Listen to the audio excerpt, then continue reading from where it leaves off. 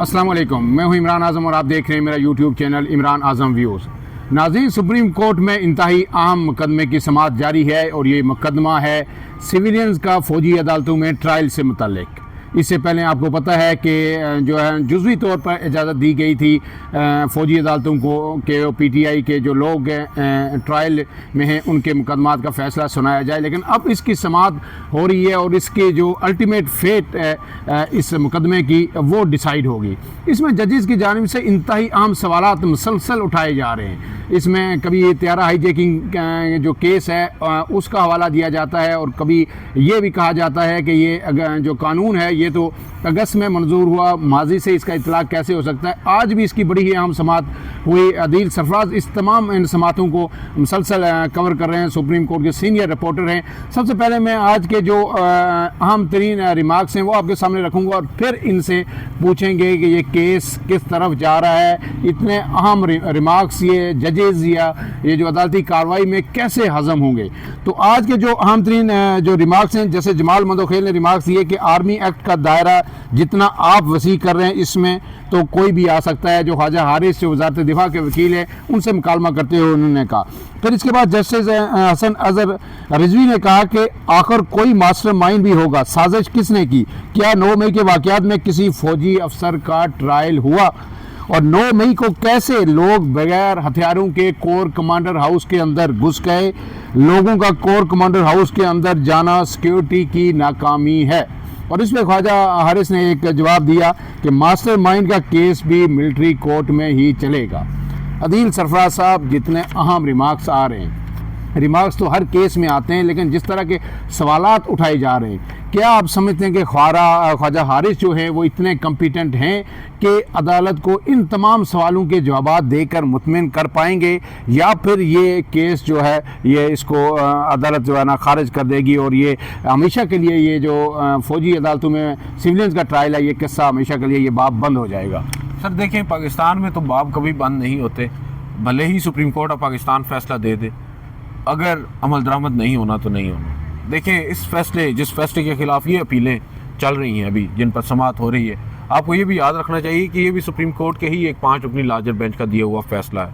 आज तक उस फैसले पर अमल दरामद नहीं हुआ, बावजूद इसके कि 5 जजेस साहिबान ने एक फ़ैसला देकर ये कह दिया है कि सिविलियंस का फ़ौजी अदालतों में ट्रायल नहीं हो सकता। उन्होंने कुछ सेक्शंस 2D1, 2D12 उनको भी कलअदम करार दिया है।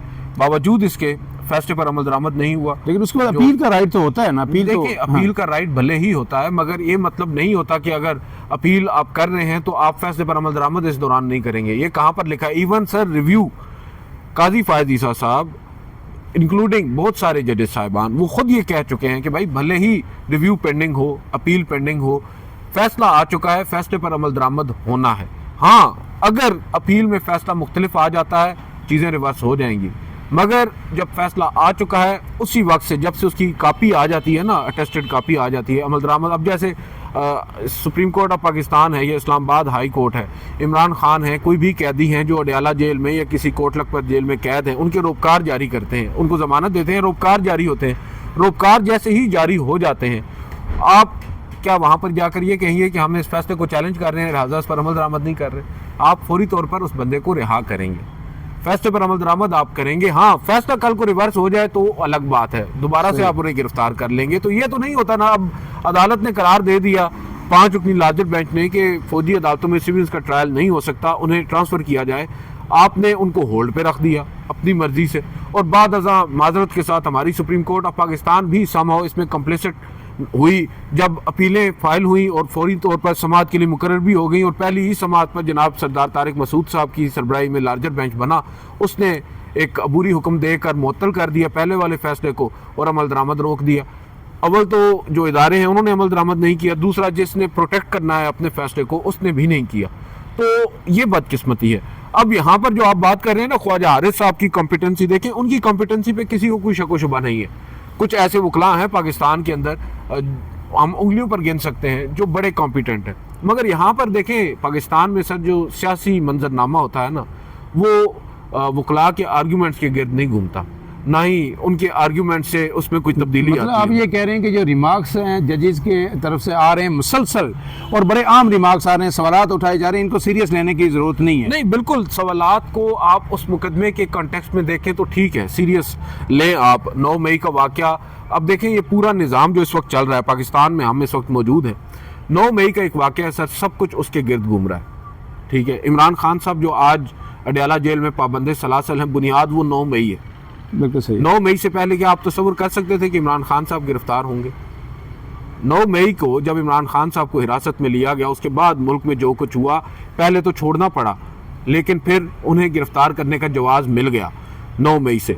9 मई अगर ना होता, 8 फरवरी के इंतखाबात में जो कुछ हुआ ये ना होता, 26 नवंबर को जो डी चौक पर हुआ ये सब ना होता। तो आप इस चीज़ को जहन में रखें, हम बात कर रहे हैं थोड़ा सा ब्रॉडर सेंस में देख लेते हैं। 9 मई एक सेंट्रल पॉइंट है इस वक्त पाकिस्तान की सियासत का।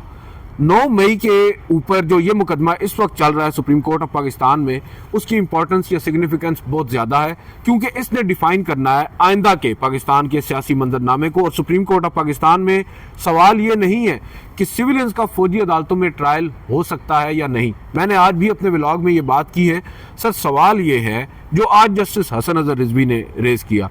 उन्होंने कहा क्यों कर मज़ाहमत नहीं हुई, क्यों कर रोका नहीं गया, क्यों कर उन लोगों को दाखिल होने दिया गया कोर कमांडर हाउस लाहौर में, जिसे अब हम जिना हाउस भी कहते हैं, वहां पर कैसे ये लोग अंदर दाखिल हो गए किसी भी तरह की कोई, और उनके पास कोई असलहा भी नहीं था। देखिए उन्होंने ये भी कहा है जस्टिस हसन अजहर रिजवी ने कि भाई इसका मतलब ये नहीं है, मज़ाहमत का मतलब ये नहीं है कि आप आगे से गोलियां चला दें। बिल्कुल सही है। ठीक है, गोलियां ना चलाकर भी आप मज़ाहमत कर सकते हैं, उन्हें कम से कम रोक तो सकते हैं, 10 बंदों को खड़ा तो कर सकते हैं कि भाई आपकी ये सीमा है, ये लिमिट है, आप इससे आगे नहीं जा सकते। कोई बंदा वहां पर नहीं, वो तो अंदर चले गए, कोई वर्दी पहन रहा है, कोई कोर कमांडर और उनकी फैमिली को हिरासा कर रहा है, जो भी हमने देखा सूरत हाल।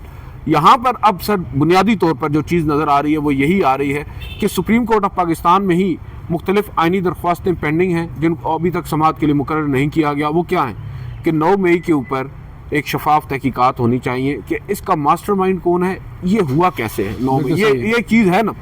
देखिए तो इमरान खान तो वही मुतालबा कर रहे हैं ना, वही जुडिशल कमीशन बनाया जाए। जो बैकडोर मुतालबात हो रहे हैं या जो कमेटी के साथ मुज़ाकरात हो रहे हैं, उन सब में भी आप देखें बुनियादी तौर पर यही मुतालबे हैं 9 मई या 26 नवंबर की जुडिशल कमीशन बनाया जाए, जुडिशल कमीशन बनाने की। और अब उसको आप इस कॉन्टेक्स्ट में देखें जो मौजूदा केस है, ये सिर्फ सिविलियंस का फौजी अदालतों में ट्रायल का मुकदमा नहीं है। जजेस साहिबान के सवालात हैं, ये इनको उस तरफ भी लेकर जा रहे हैं, गो कि इनका जो स्कोप है वो बड़ा महदूद है। इन्होंने सिर्फ इस पॉइंट के ऊपर फैसला दे देना है कि ट्रायल हो सकता है या नहीं हो सकता, मगर इसमें अब जब दूसरी साइड से मुखला आएंगे वो अपना केस रखेंगे और वो ये मुतालबा करेंगे कि आप खुद ये सवालात उठा रहे हैं तो क्यों ना इसकी शफाफ तहकीकात करवाई जाए और सिफारिश की जाए इसी आईनी बेंच की जानिब से कि इसके ऊपर जुडिशल इंक्वायरी। लेकिन इसी मुकदमे में जब अदील सरफराज ख्वाजा आरिफ से एक वक्त में ये पूछा गया था कि आपने इनको सेग्रीगेट कैसे किया कि 5000 लोगों के खिलाफ आपने मुकदमा दर्ज किए, आधे आपने जो है इंसदाद दहशतगर्दी की अदालत में भेज दिए, आपने फौजी अदालतों में आधे भेज दिए 105 केसेज।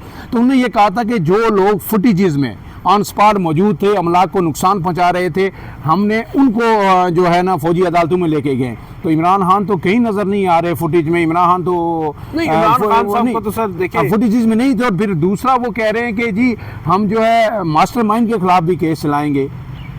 सर देखिए वो जहाँ तक ताल्लुक है मास्टरमाइंड वाली ऑब्जर्वेशन का, ये बेसिकली FBLE केस से मुतालिक बात हो रही थी।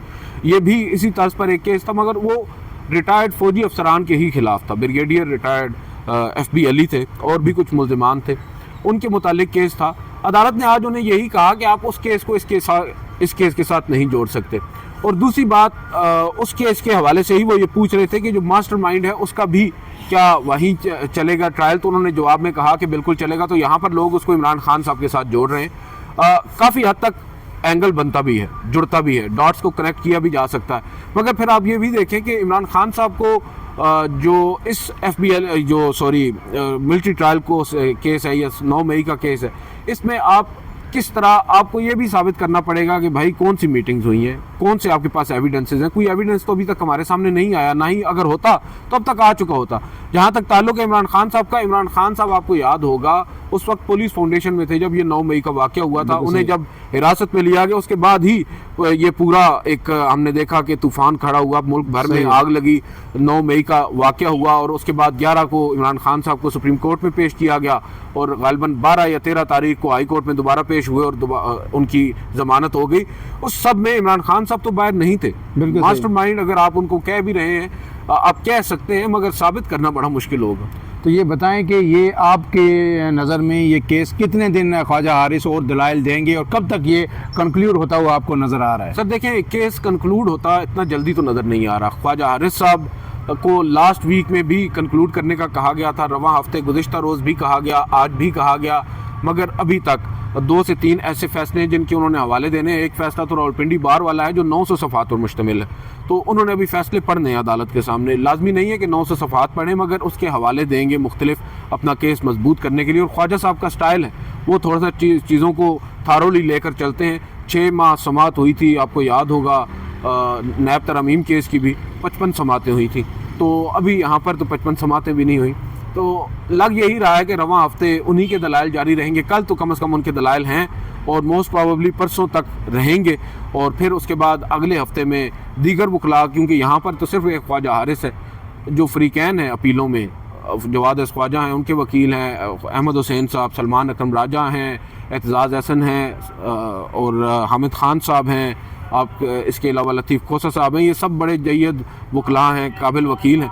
इन सब ने भी अपना अपना टाइम पूरा लेना है। और मतलब इसमें- आप ये कह रहे हैं अदील सरफराज मुस्तरन के, जो हम बार बार ये कह रहे हैं अपने वीलॉग्स में कि 31 जनवरी तक जो है बहुत सारी चीज़ें डिसाइड हो जाएंगी, तो चाहे वो चीज़ें अदालत के अंदर चल रही हैं या मुज़ाकरात की मेज़ पे हैं या सियासत के मेज़ पे हैं, यानी 31 जनवरी तक जो हमारा ये वक्त है ये बड़ा कीमती है और बड़ा डिसाइसिव होगा।